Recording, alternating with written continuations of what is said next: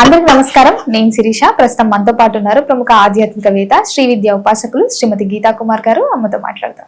నమస్కారం అమ్మా. శ్రీ గురుభ్యో నమః. శ్రీమాత్రే నమః. నమస్తే అమ్మా. అమ్మ, అన్నం పరబ్రహ్మ స్వరూపం అని అంటుంటారు. చాలా మంది ఇప్పటి రోజులలో చాలా వేస్ట్ చేస్తూ ఉంటారు అన్నాన్ని.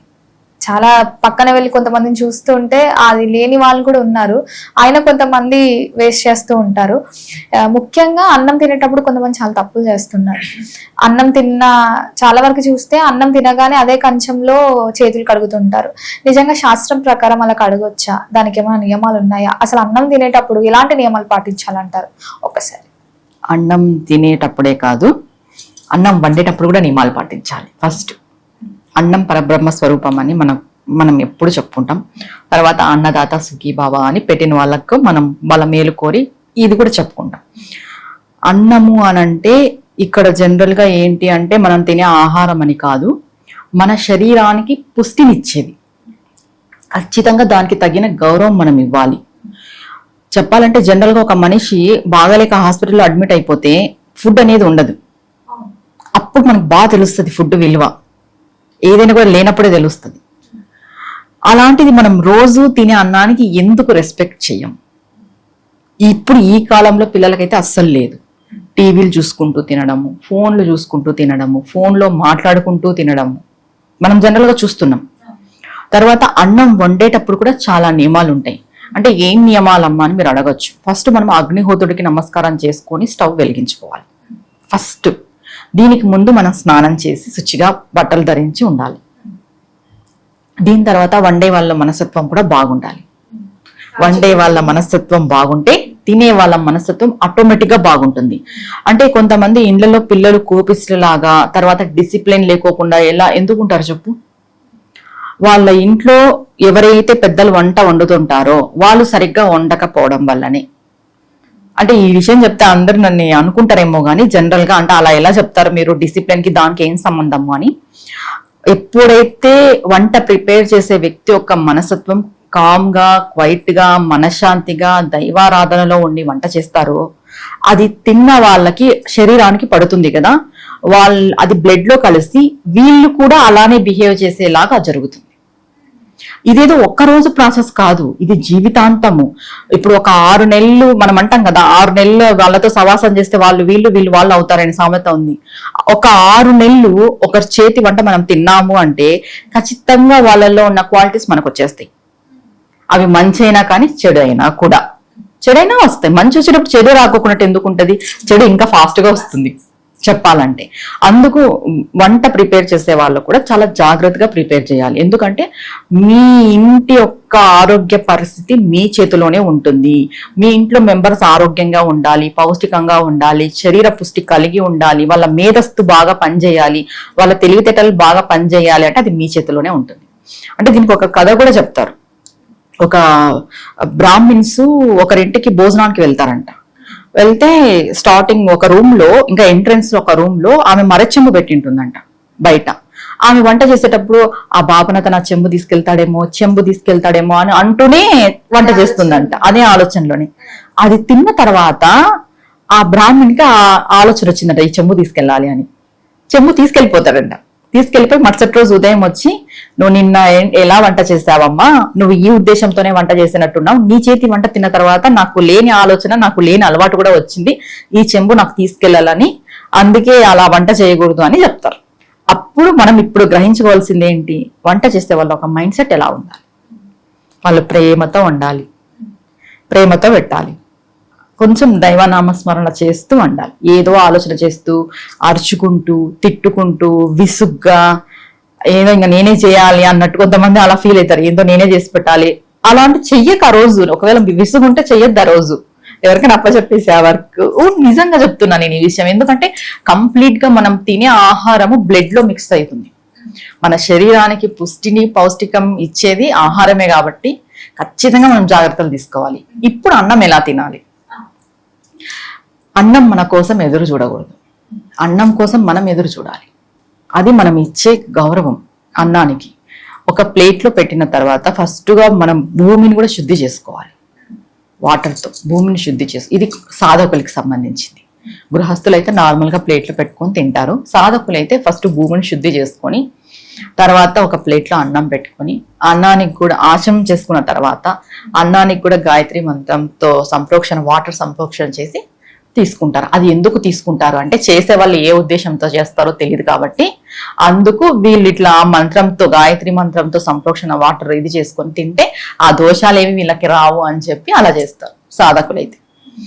ఇంకా గృహస్థాశ్రమంలో ఉండే వాళ్ళు ప్లేట్లో పెట్టుకొని నీట్గా తినేసి దాంట్లో చెయ్యి కడగకూడదు అని ఎందుకు చెప్పారు అని అంటే చిన్న చిన్న జీవరాశులు ఉంటాయి కదా, మనం తీసుకెళ్లి దాంట్లో మిగిలింటుంది కదా వ్యర్థం ఉచ్చిష్టం, దాన్ని తీసుకెళ్లి పడేయడం వల్ల చిన్న చిన్న జీవరాశులు చీమలు అవన్నీ తింటాయి.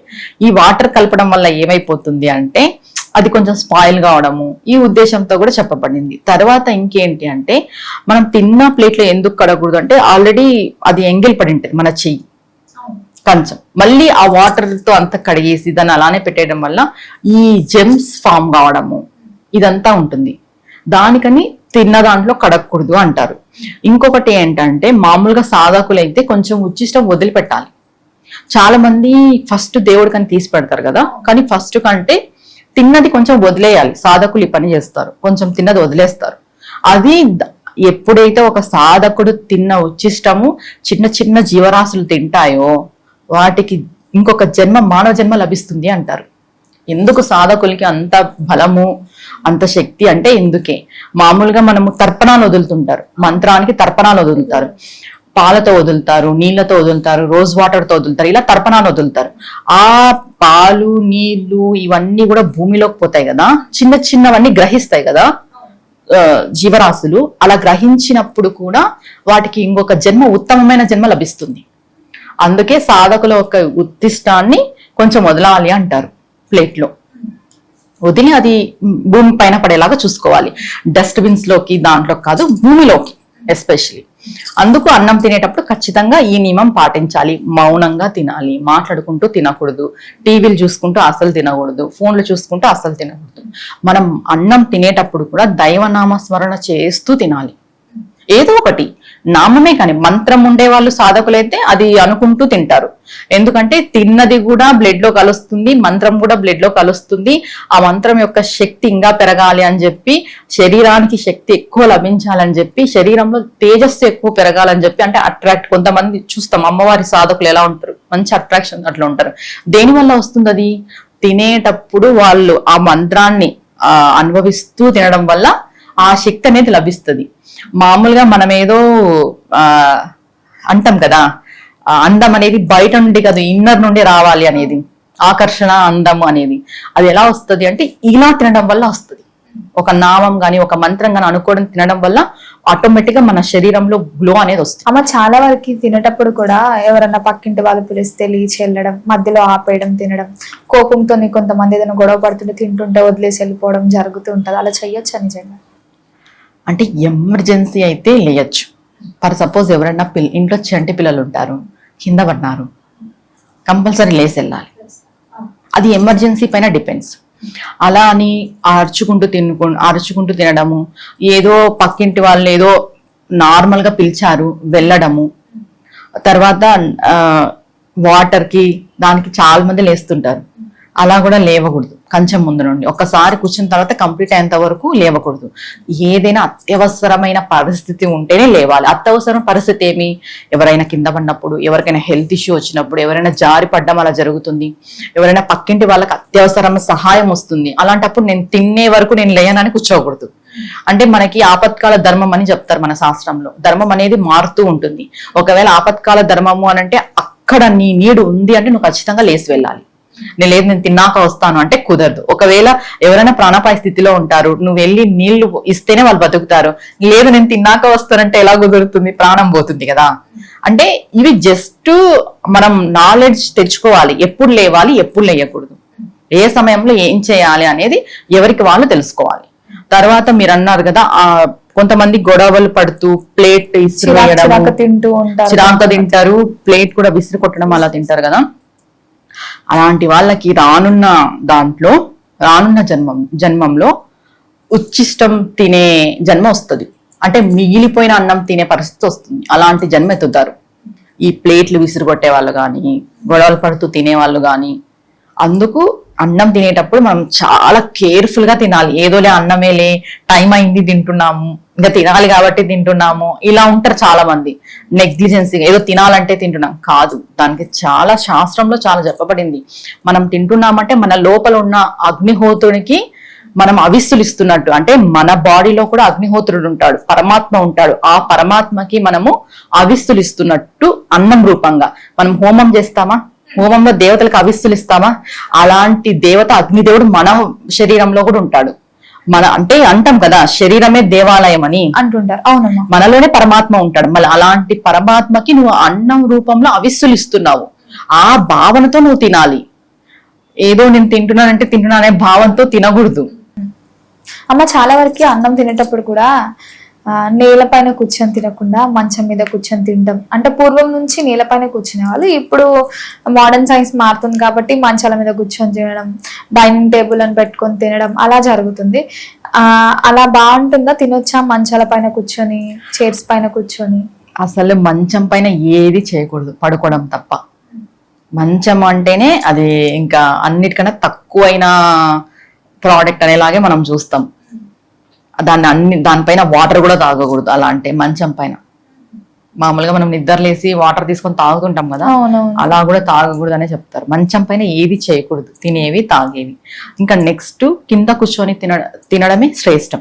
కింద ఏదైనా పీట వేసుకొని, చిన్న సైజ్ పీట వేసుకొని తినడము, లేదా చాప కటిక నేలపైన కూర్చొని తినకూడదు. అంటే కటిక నేలపైన ఎందుకు కూర్చొని తినకూడదు అంటారంటే, భూమికి మనకి గ్రావిటేషన్ ఫోర్స్ ఉంటుంది కదా, భూమికి మనం తినేటప్పుడు అన్నం నుండి మనకు ఒక శక్తి అనేది వస్తుంది. ఆ శక్తి భూమి అబ్జర్వ్ చేసుకుంటుందనే ఉద్దేశంతో ఏది కూడా కటిక నేలపైన చేయకూడదు అంటారు. కటిక నేలపైన పడుకుంటామని దీక్ష తీసుకున్నప్పుడు మాత్రమే కటిక నేలపైన పడుకోవాలి. లేదు అంటే దర్భసాప వేసుకునే పడుకోవాలి. ఎందుకంటే భూమికి లాక్కునే అంత కెపాసిటీ ఉంటుంది, శక్తి ఉంటుంది, దానికి ఆ గ్రావిటేషన్ ఫోర్స్ ఉంటుంది. కాబట్టి జపం చేసే వాళ్ళు కూడా కటిక నేలపైన కూర్చొని చేయకూడదు కూడా. అందుకు ఏదో ఒకటి కింద వేసుకొని తినాలి అని చెప్తారు. అమ్మ, మొత్తం మీద మాకు తెలియని మంచి పద్ధతులు తెలియజేసినందుకు ధన్యవాదాలు. నమస్తే అమ్మా.